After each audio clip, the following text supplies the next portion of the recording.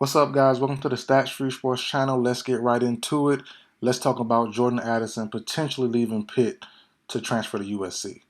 Now, this is a video I'm very excited to talk about. I can do an hour plus on. This is a very, to some people, controversial topic. I don't see why, but let's get into it though. So, Jordan Addison, star receiver, just finished up his sophomore year last year, is considered the best wide receiver in college football right now. He is potentially, going to transfer to USC. Word got around to the head coach, Pitt's head coach. He's called, what's it, Lane Kiffin? He's called Lincoln Riley, the newly positioned USC head coach. He's called him multiple times, so reports say USC or Lincoln Riley have not responded. But the rumor is that he's doing some underhanded things and offering Jordan Addison and other players like Caleb Williams, who did leave Oklahoma, to follow him to USC around a $2 million NIL deal. Now, he's upset. People are upset. Some people saying college football is ruined. I don't see how. I don't see how, man. I really don't see it. And I can get deep on this. I really can. I played football at a pretty high level in high school. So this goes on forever. Coaches know this. This is not nothing new. I've not been a part of, but where I'm from in Virginia, there's a couple teams who are powerhouse teams where you see guys that's supposed to go to my school, supposed to go to this school, that school, and they all end up at one school. They're not even from the same city. They're not even in the same location, but somehow they all end up here in this powerhouse school that's been known to be a powerhouse and just pump out talent. It happens. It happens. You know, I myself, I wasn't even a big prospect. And I'm getting to Addison more, but just to make it personal, I wasn't even a big name prospect, but I started as a true freshman, and where I'm from, there's a couple legendary schools that weren't up to par during that time. I'm only 26, so this was about 11, or 10 to 12 years ago, my freshman year. Um, so about 10 to 12 years. So I was a freshman, starting freshman, and people come up to me that my parents know, saying, "Hey, if you want to transfer to this school and help revive this program, we'll help give you a house. We'll help give your family, pay for the house, and your mom can transfer jobs in the area and blah blah blah." It happened. I didn't take it, but it happens. It happens, man. So for it to come at this level, at the college level, I'm happy. You know, you see coaches leave for greener pastures all the time for more money. They'll leave kids hanging. How many kids can we count on, or kids we don't even know about, where coaches were potentially, were fit for the coach's scheme, and the coaches end up leave. I'm not going. They have a press conference. I'm not going anywhere. This is my squad. I love this program. Blah blah blah. These kids are my kids. They'll get emotional, get upset, and then the next day they sign a mega deal to go to a bigger school. And now the kids who are fit for your system are now stuck in the mud. They have a new head coach, a new way of doing things, a new scheme. They don't fit, lose a scholarship. They had to transfer.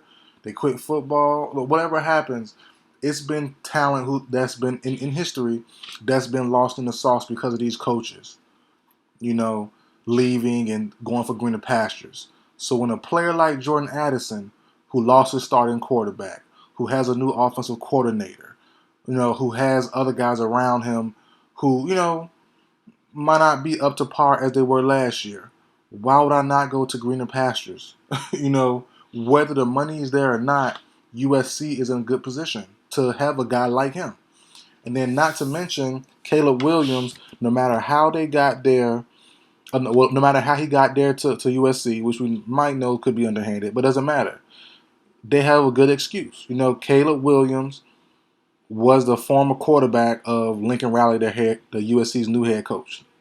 So that makes sense there. No matter what the money was, the familiarity is there. Caleb Williams' familiarity with Jordan Addison is there. They're both from the same area. Or Addison is a year older, so they're both from the same area. I'm sure they played together. They're pretty cool. So yeah, it can be tampering all day. You will have no proof. To the Pitt coach, to the people who think this ruined college football, you will have no proof of tampering. These people are smart, So all that stuff about tampering and being upset and whatever. Look, I'm not with it. I'm not for it. I'm happy this is going on because players need the power. These programs can make money off a player. They're just now getting able to get money. Why not abuse it? Why not? I'm not against it. Why not abuse it? Shoot, these players have been making millions for these programs for college football, and just now in 2022, well, started in 2021. 2021, the NIL just started. It just started. I was having this debate, a good conversation in one of my other videos about the volleyball coach from Grambling cutting all the girls and all that stuff. And we were talking. I think it was a lady in the comment section. Her name, it looked like a female's name, but the thing was that the person was saying was, every sport should get paid, and I'm like, how? Much respect. It sounds good, but how? When the basketball and football players make all the money, how you can't? Then we went into more conversations about share on revenue sharing and whatever, which sounds good. But I'm not. No, if I'm the cash cow, the basketball and football players are the cash cow. I want to get paid. And this is what I responded with to the revenue sharing comment that person made, which is very good. And I do like revenue sharing, but it's just tough. It's tough to do when you have a certain amount of people who are the cash cow. You can't ask them to, like, yo, share with us, please. Make more money. Get your money up. And as I responded, I basically said, I like the NIL deal more because it's based off of you the person. It's based off your play style, well, your play, and based off how you want to do it. You have to go play well first, and you have to advertise yourself, personality wise. You have to do both. It's based off of you only. So if I'm a star player, if I'm a good player, or I'm a decent player, raise your own stock, raise your own personality on portfolio. Just get better. Be more happier, be more go lucky. Whatever you got to do, be a salesman for yourself. Pitch yourself to these companies to get money. But first, you have to play well. No matter what sport, baseball, softball, soccer, tennis, water polo, swimming, you have to be well, be great, be good first. Then you can pitch your personality to try to get the bucks. You know what I mean? It might not be big NIL bucks, but it'll be some coming to your pockets. Some local. It doesn't have to be big, but you have to do it for yourself. That's why I like NIL more, because you're going off yourself. I work for myself. I work this hard to get where I'm at, and I want to get the amount of money I'm supposed to get. So with Jordan Addison being the best football player, but best wide receiver in the country, maybe top 2, top 3, but a guy from Ohio State, why would I not want a $2 million deal? I'm stuck in Pitt. If I don't know if he has a deal or not. I'm not quite sure in Pitt, but if I'm at Pitt, let's say I'm making 100,000. That's great and all, but I can go to USC, go to a better quarterback, go to a better head coach.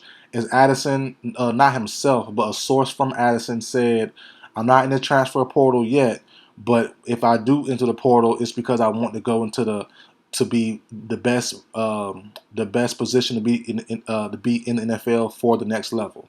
USC has that. Lincoln Riley's system provides that. We've seen that with Hollywood Brown, CeeDee Lamb, the list goes on with wide receivers from Lincoln Riley's system from Oklahoma a couple years back, the last few years. So why would you not go with a top-notch quarterback prospect in Kalen Williams? Why would you not join a great head coach who pumps out college talent on the offensive side of the ball like Lincoln Riley? It makes all sense in the world. So all that to say that I ain't going to keep you here too much longer. Even if you're still here this late in the video of my rant, I'm happy, I'm glad. But the end it here, even if it is tampering, which it probably is, it doesn't matter. You can't prove it. So it doesn't matter. As I said, Caleb Williams and him are from the same area. Players can talk. Coaches can't talk to other players, but the coach can daggone tell his quarterback, hey, hit your mans up and let him know we got some bread for him. You know? So, yeah, man. And also, it's a logical move. So, yeah, you're not going to be able to prove nothing to the guys who say it ruined college football. It's not ruining. It's giving players power. And when players get power, people get upset. When daggone coaches can leave and do what they want to do and leave players high and dry and whatever, then it's no problem. But players' careers could be ruined, players' livelihoods and potentials and futures could be ruined. But guys, who want a little more money because they worked their butt off and got to a position where they earned the money, is kind of it's frowned upon and downed on. That's crazy to me.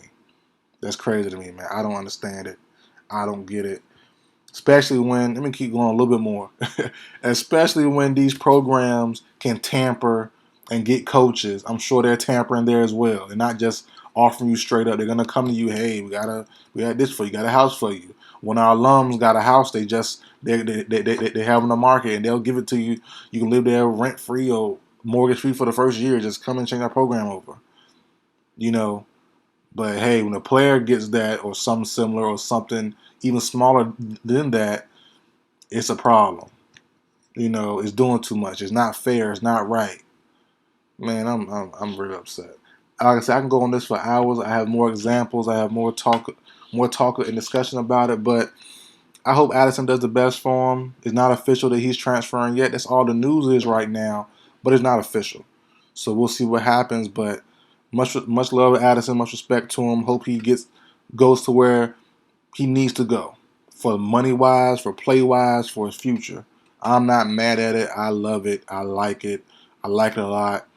You've seen the NFL draft guys. This draft that just passed the last 2 days. You saw them all iced out. You saw them all getting money. They all have money. They have chains and nice suits and stuff. I'm sure they paid for it this time around. This is the first draft. I'm sure these guys had their own money. So I just love it, man. More power to the players. And the coaches hate when players have power. Simple as that. The coaches hate it. The leagues hate it. But hey, it is what it is. You shouldn't have gave me an NIL deal. So, too late now. So, that's it for the video, guys. Like, share, comment, subscribe. I will see you guys next time.